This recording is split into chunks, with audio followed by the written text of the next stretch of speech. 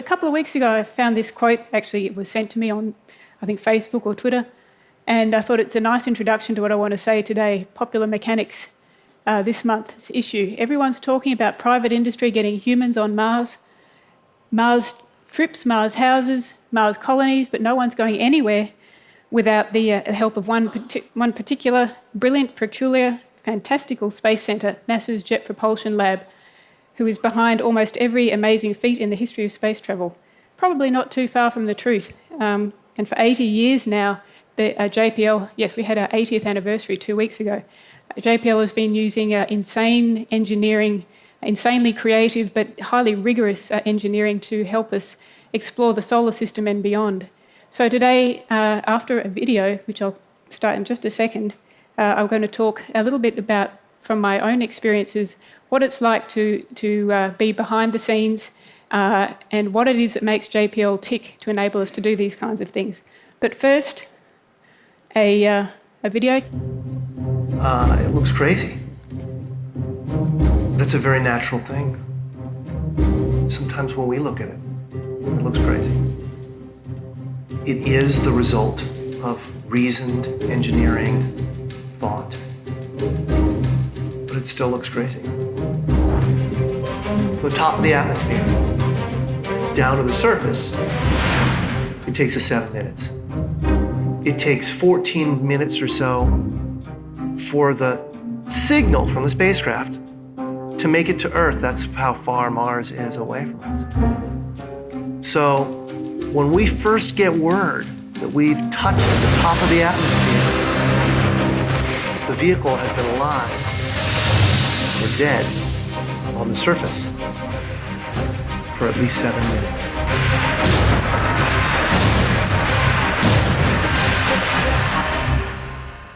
Entry, descent, and landing, also known as EDL, is referred to as the 7 minutes of terror, because we've got literally 7 minutes to get from the top of the atmosphere to the surface of Mars, going from 13,000 miles an hour to 0 in perfect sequence, perfect choreography, perfect timing, and the computer has to do it all by itself with no help from the ground.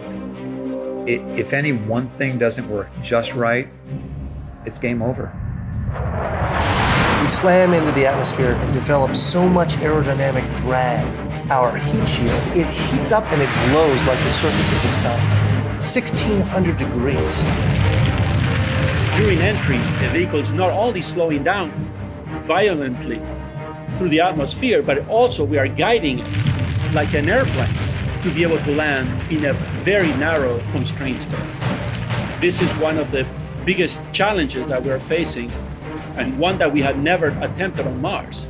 Mars is actually really hard to slow down because it has just enough atmosphere that you have to deal with it. Otherwise, it will destroy your spacecraft. On the other hand, it doesn't have enough atmosphere to finish the job. We're still going about 1,000 miles an hour. So at that point, we use a parachute. The parachute is the largest and strongest supersonic parachute that we've ever built to date. It has to be able to withstand 65,000 pounds of force, even though the parachute itself only weighs about 100 pounds. When it opens up that fast, it's a neck-snapping 9 Gs. At that point, we have to get that heat shield off. It's like a big lens cap blocking our view of the ground to the radar. The radar has to take just the right altitude and velocity measurements at just the right time, or the rest of the landing sequence won't work. This big, huge parachute that we've got, it'll only slow us down to about 200 miles an hour. And that's not slow enough to land. So we have no choice, but we've got to cut it off and then come down in rockets. Once we turn those rocket motors on, if we don't do something, we're just going to smack right back into the parachute. So the first thing we do is make this really radical divert maneuver. We fly off to the side. Diverting away from the parachute, killing our horizontal velocity and our vertical velocity, getting the rover moving straight up and down so it can look at the surface with its radars and see where we're going to land. And we head straight down to the bottom of a crater, right beside a 6-kilometer high mountain. We can't get those rocket engines too close to the ground. because if we were to descend propulsively with our engines all the way to the ground, we would essentially create this massive dust cloud. That dust cloud could then go and land on the rover. It could damage mechanisms and it could damage instruments. So the way we solve that problem is by using the sky crane on the rover. 20 meters above the surface, we have to lower the rover below us on a tether that's 21 feet long and then gently deposit it on its wheels on the surface. As the rover touches down and is now on the ground, the descent stage is in a collision course with the rover. We must cut the bridle immediately and fly to the descent stage to a safe distance from the rover.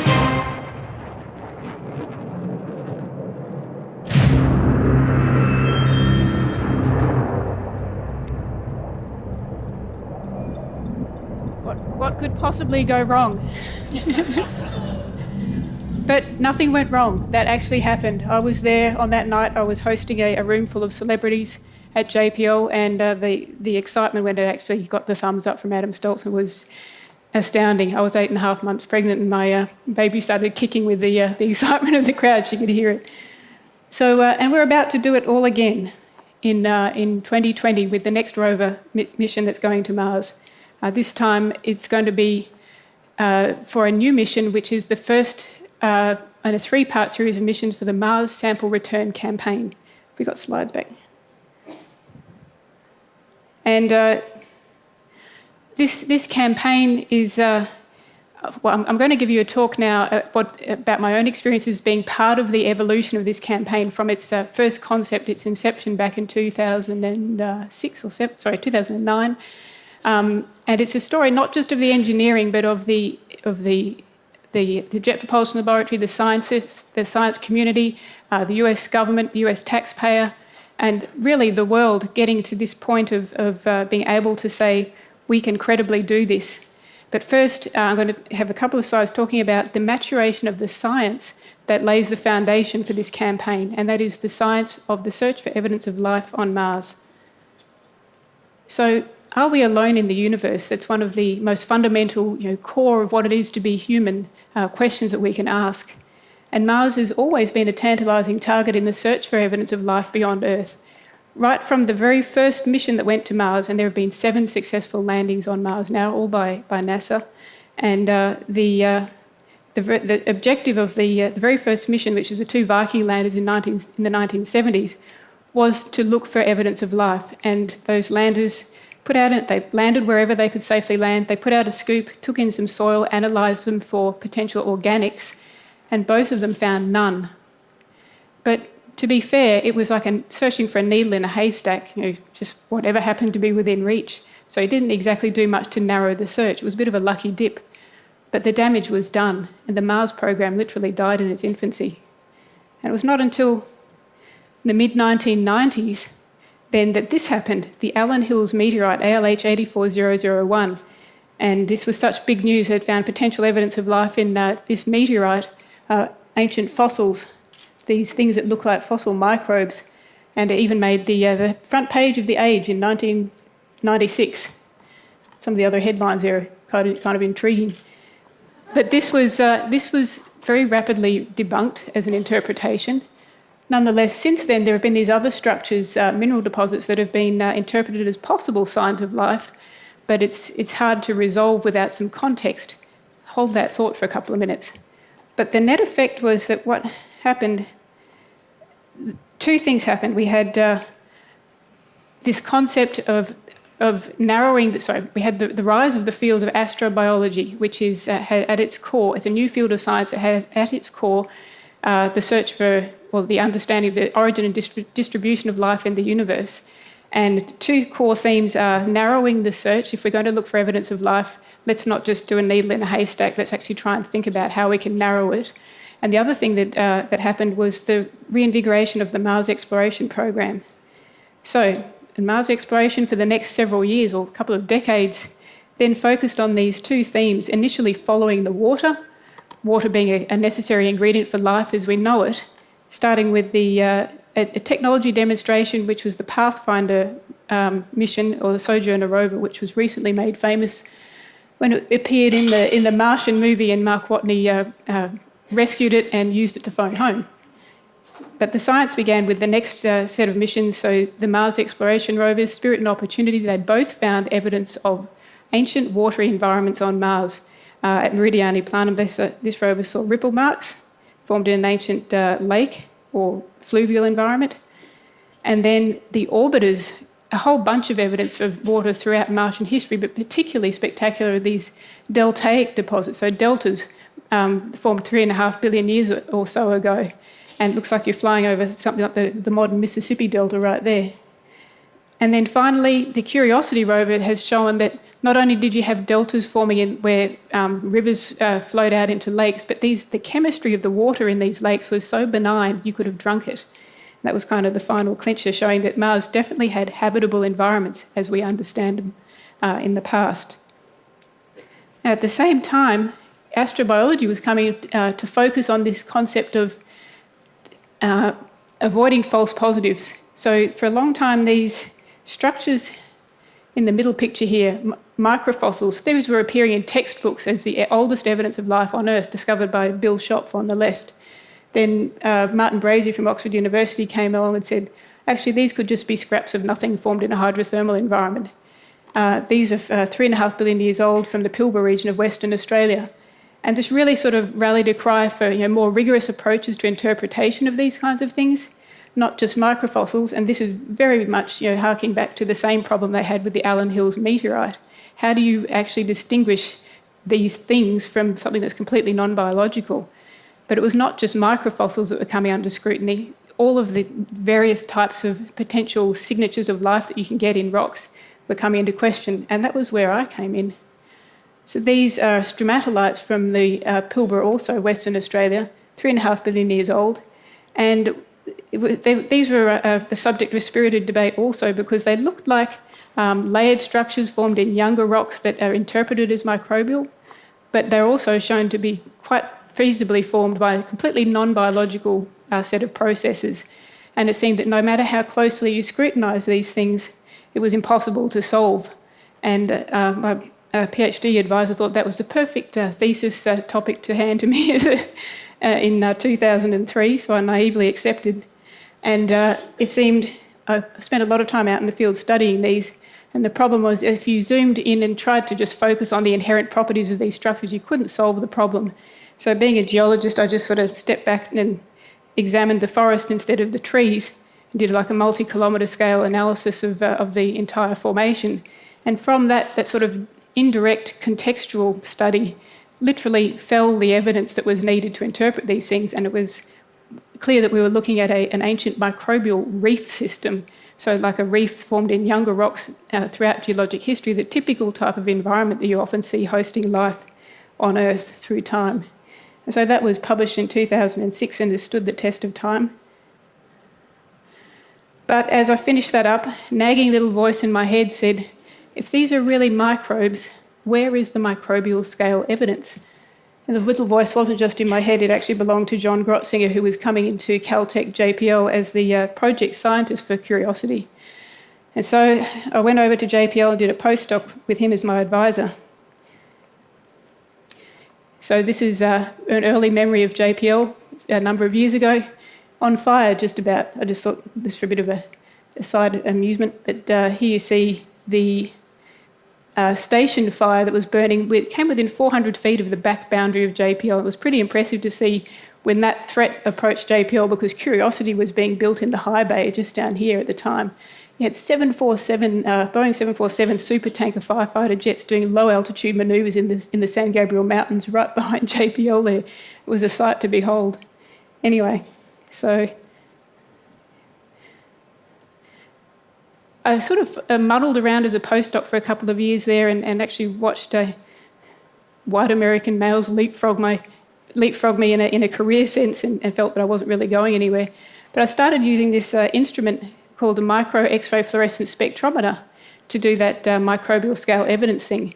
And it uses a 100 micron diameter X-ray beam to scan across the rocks and build up, measuring the chemistry and build up a picture of the chemistry as it relates to texture of the rocks.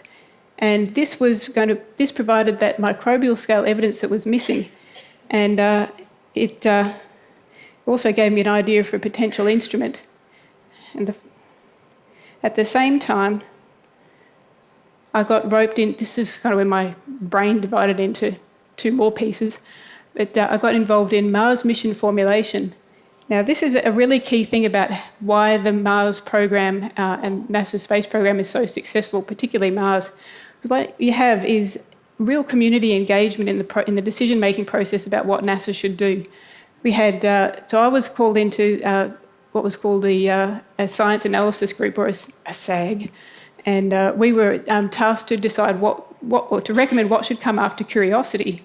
Another rover, or orbiter, multiple rovers, what should it do? Should it collect samples? Should we try and bring them back to Earth? And this was going to inform the Planetary Science Decadal Survey. And this Decadal Survey is the National Research Council. Once every decade, they get together and make decisions on what the priorities for space exploration for planetary exploration should be for the next decade. And so for several weeks, I sat on this panel, too terrified to speak. I was by far the most junior person there. And eventually, the conversation started getting into stuff that was definitely in my field of expertise, and things were being said that didn't make a lot of sense. So I sort of tried to put some words together in an email because I didn't want to say it verbally because I knew I'd be too nervous. And eventually, I wrote this email, and Dave Beatty, who is one of the unsung heroes of the Mars program, he shot back an email. He was the chair of it. He shot back an email and said, "What do you mean? Explain yourself." I thought, oh my God, I've stuffed up. I've said the wrong thing. So I wrote another email that was very, very lengthy and explained what I meant.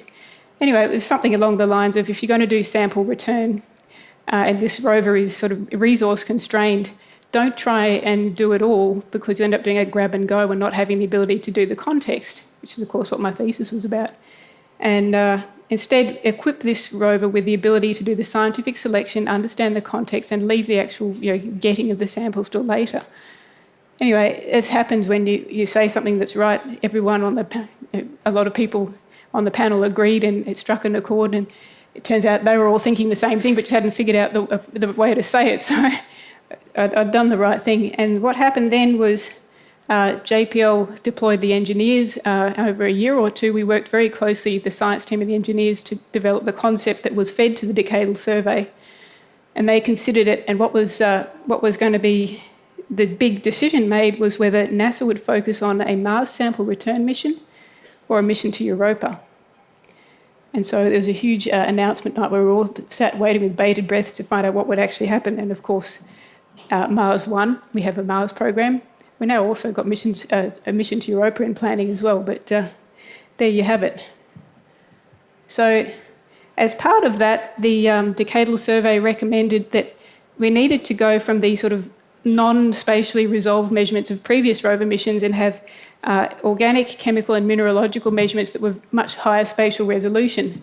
Nice quote here from one of the MER project scientists saying, "Unanswered question is how mineralogy and chemistry relate to texture, and the origin and astrobiological significance of the chemistry depends on which part of the rock the elements occur in, these grains or crystals or in the matrix and so forth." And so there were people working on mineralogy and organic measurements of this sort, but nobody doing the chemistry. And of course, I'd started using this X-ray fluorescence spectrometer. So I wrote a proposal, got some concept funding for that from JPL, and for a few years, just the three of us worked on this instrument. We eventually got a much larger chunk of NASA funding to actually build a prototype, and went from there. Meanwhile, the Mars sample mission planning was going full force, and there was a huge another science analysis group that was international. That's right. The rub of the announcement of the Decadal Survey was that because sample return was so expensive, we had to collaborate internationally. So that's what this was about. So ESA and NASA got together and did the E2E ISAG, the Mars Sample Return End-to-End International Science Analysis Group. Looked at everything from the objectives of science, of sample return science, number, type and the character of samples that would be collected, measurements on Earth, critical science planning questions, and the engineering implications. We worked for 18 months or more, teleconning every week, having every few months a face-to-face meeting somewhere on the globe. And but the net effect of that was a really, really stable product that has stood the test of time and is still the Bible for the rationale for Mars sample return. And then there was a couple of groups that looked at the joint aspect of this. And here's a slide which you don't need to read to see that it's highly complicated. This was a concept for a mission that had the European Mars Rover in the belly of an enormous mothership US rover, and it would disgorge the European rover onto the surface of Mars upon landing, bristling with instruments, and they'd go their separate ways and avoid political conflict. Meanwhile, I was still working on the micro-XRF, and it was going spectacularly because it's an instrument that it just wanted to be built. It made a lot of scientific sense and so forth, and it was getting good results from a prototype. We had spectra that were beautiful, were detecting elements with greater sensitivity and greater range of elements than existing instruments by far. Critically aware, though, that the competition was a free contribution from the Canadian Space Agency, APXS. It had flown on every previous Mars mission, so we're very worried about how we would compete with that. But the rub here was the timing. This was going to launch in 2018, and we were going to be too young to ride on that mission. I think we wouldn't have been ready in time. Then what happened? Global financial crisis. And yes, it affected us. The US government sequestered, brought massive cuts to NASA science. The Mars 2018 Joint Rover mission was cancelled. The whole Mars program died. There was nothing. Unbelievable. Not a lot of people actually realise that we had nothing. So what happened then was the Curiosity landing that you just saw on the video, which was so spectacular that everyone thought, in the face of that, how can we be so daft as to kill the Mars program in this day and let those people, that talent, go to the streets? And so quickly a reformulation group was convened, and it ended up very quickly that the same concept that we'd been working on for all these years, because it was so sensible, was what bubbled to the surface. And we ended up having the same Curiosity 1-ton rover announced at the American Geophysical Union conference later that year. Everyone was shocked because we thought we were going to be constrained to like a mid-sized rover. It was like all our Christmases had come at once. Guys, you're going to have a Curiosity blueprint, build to print, and you're going to have sampling system to collect samples and a whole new scientific payload. So at that point, it was not. So Pixel had the instrument that I'd been working on was now called Pixel Planetary Instrument for X-ray lithochemistry, and it had had time to mature. So what was not clear was whether JPL was going to give us the green light to propose, because that is a commitment for JPL to do that, and also not clear that I would be allowed to be the PI because I was so junior. So there was a gate review very early in the piece that both of those things had to get checked off. And fortunately, we got through that and were given the green light to propose, and I was allowed to stay as the PI, which I was very grateful for. And we worked very, very just insanely, stupidly hard for 6 months to do what's, in hindsight, seems impossible. We built a prototype that could actually work in a Mars chamber, Martian atmosphere, temperature and pressure. And we put components through vibe, shock and thermal cycling certification. We got that the day before the proposal was due, and we used the prototype to map a piece of Mars, a Mars meteorite, so we'd actually done science on Mars already. And we submitted that just after Christmas 2013.